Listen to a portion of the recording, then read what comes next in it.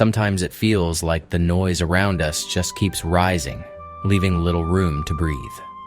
This is 10 Better Minutes, a quiet space for real stories that offer a clear view of the world beyond the usual headlines.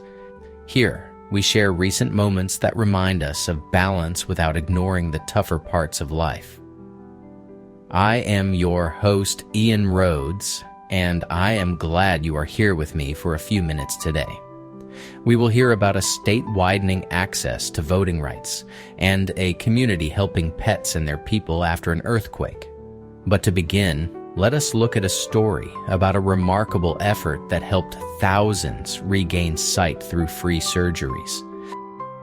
In Cocorit, Trinidad and Tobago, the community hospital of the Seventh-day Adventists opened its doors for a 12-day surgical marathon running from May 14 to May 26.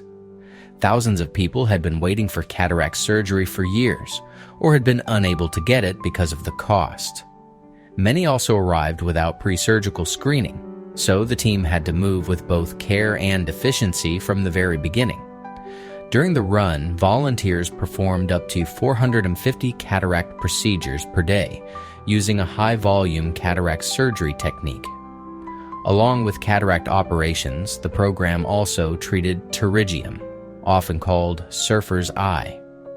Teams partnered with Hands International and Eyes for India, coordinating a steady flow of patients through examinations and surgeries and then back toward everyday life.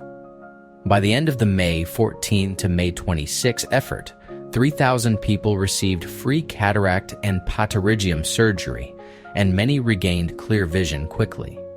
The approach used minimally invasive procedures that helped patients return home soon after treatment, which meant the impact was not only life-changing, but also promptly felt. What stays with me is how practical hope looks when it is organized, skillful, and sustained for 12 days. When communities gather, plan carefully, and bring the right medical tools, sight can come back, and with it, confidence to see the world again. When summer arrives in Taiwan, thousands of mangrove land crabs begin a quiet journey toward the coast, and for them, the route is everything. In Taijiang National Park, volunteers stepped in with practical help, and the results were measured in crabs safely reaching their beaches. During the migration season from July to September, the crabs faced blocked pathways to their ancestral egg-laying spots. Water routes became hard to cross, and sometimes a road created a hard stop where the coast was still within reach. So local volunteers and park workers built small bamboo bridges to span the tricky gaps. When crabs approached a crossing point near a B road, workers temporarily closed it, just long enough for the crabs to move through. The story becomes especially encouraging when you look at what observers counted. About 10,000 crabs made the migration. That number doubled compared with the previous year, suggesting that more of the animals were able to reach the shoreline when help removed the barriers they could not navigate on their own. And there is something hopeful in that. The park director Shenjun Shane said, "Protecting the crabs also helps protect the coastal forest belt, because these migrations support the nutrients of the shoreline ecosystem.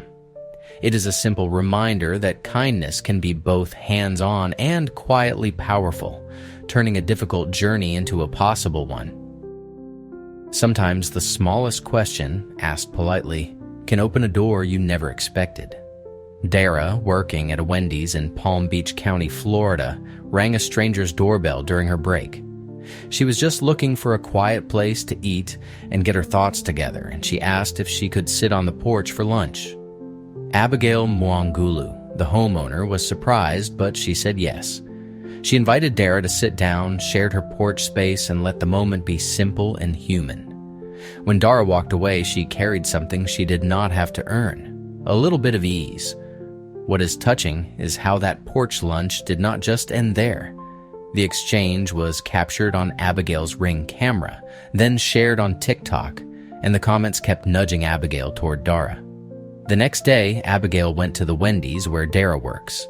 They actually met, talked like real friends, and took that kindness one step further. Abigail learned that Dara walks to work every day, and together they helped launch a GoFundMe for a car. In the end, nearly $8,000 was donated.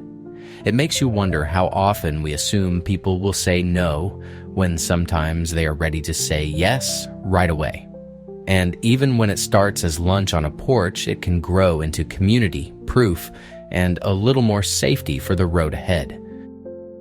When the earth shook in Japan, it did not only move buildings, it scattered everyday lives, including the pets people worried about most. On Tuesday, a Chihuahua named Leo was reported missing after a magnitude 7.1 earthquake. In the days that followed, a lost pet notice organization known as Maigo Ken no Keijibun helped spread alerts through social media, connecting missing animals with the communities trying to help.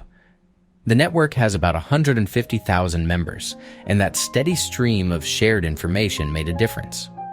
Through the online reports, Leo was identified and located about a mile away from where he had been last seen. After being found, he was returned to his owner. Meanwhile, Kyushu Animal Academy turned practical space into safety.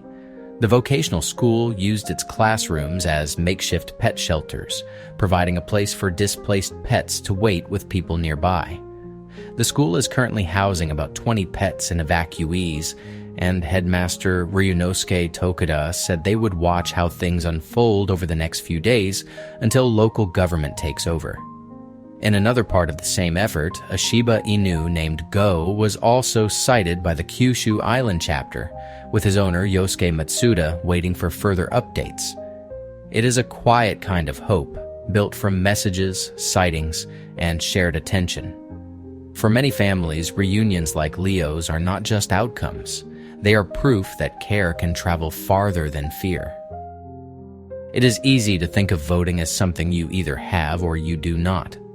This story is about how one state chose to open the door again, with care and follow through. Spanberger's administration restored voting and other civil rights to 85 Virginians, and that number matters because it is not just a policy headline. It is the return of real civic access. People who previously faced barriers related to past felony convictions can now move forward again, including voting, serving on juries, running for public office, and even becoming notaries public. More than 60,000 restorations were announced since January, and alongside those decisions came practical steps to make the process more workable.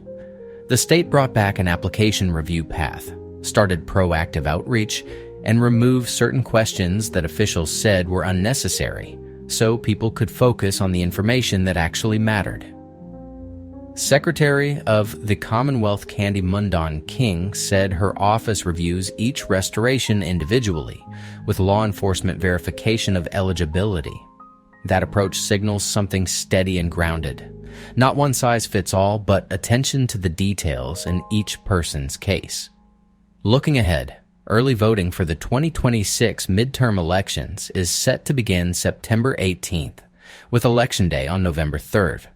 And there is an additional path on the table. A constitutional referendum on November 3rd would automatically restore voting rights once someone is released from incarceration, offering a clearer, simpler next step for thousands more people. As always, I have a wonderful tip for you to help with your mental reset and finding a little more steadiness in the world around you. Today's tip is about shifting your attention from problems to progress. When life feels heavy, it is so easy to scroll back through everything that went wrong. Your mind starts keeping receipts. But progress is already happening, often quietly. It might be smaller than you expected or slower than you hoped, yet it is still real. Here is a simple practice for today. Pick one situation that has been bothering you, even if it is only in the background. Then ask yourself two questions. What got better, even by one notch? And what did I do or notice that helped me move forward? Maybe you showed up when you did not feel like it. Maybe you asked for help sooner. Maybe you caught yourself spiraling and returned to your breath, your body, your next step. Let those answers count. Do not force positivity. Just become accurate. Progress is not pretending everything is fine.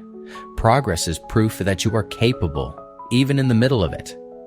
Take a moment and reflect on one win you almost overlooked. That is how you retrain your mind to look for light, not only for what is broken. Well, friends, we have reached the end of this episode of 10 Better Minutes, and I am grateful you spent a few minutes with me. If today felt heavy, I hope these quiet, decent moments serve as a steady reminder that there is still kindness, good work, and human decency happening out in the world, even when the loudest parts try to crowd everything else out. If you want a few more stories like this to help clear some noise from your day, please follow or subscribe so you can come back tomorrow and new episodes are posted every day. This is Ian Rhodes with 10 Better Minutes. Take care, and I will see you tomorrow.